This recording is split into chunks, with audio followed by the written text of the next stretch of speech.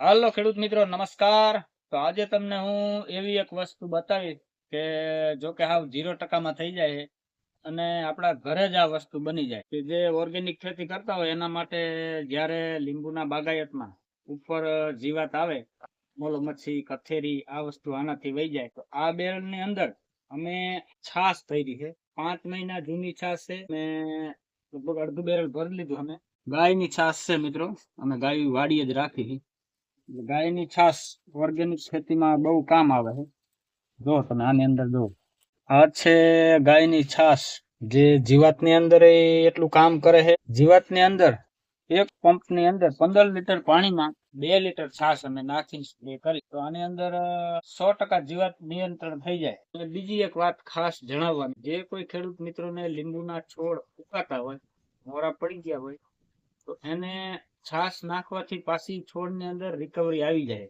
તો કેટલી નાખવાની? કે તમારે 10 વર્ષનો છોડ હોય, 8 થી 10 વર્ષ લગીમાં, તો તમારે એક છોડવા નીચે 4 લીટર આ છાશ નાખવાની. જૂની જૂની પડતર છાશ હોય ઈ.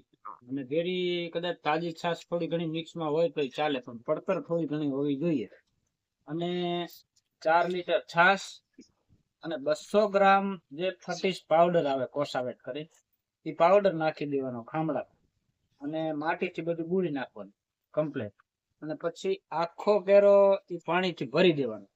ઈ કેરાનું પાણી બીજા કેરામાં ન જવું જોઈએ. જે એની અંદર છાશ નાખી હોય કે ફટીસ પાવડર નાખ્યો હોય, એ મૂળિયા લગી ઉતરી જવો જોઈએ.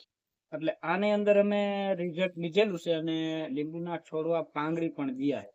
એટલે ઘણું આનું રિઝલ્ટ છે. છાશ ને કોસાવેટ જે ફટીસ પાવડર આવે, આનો ઉપયોગ તમે જરૂર કરજો.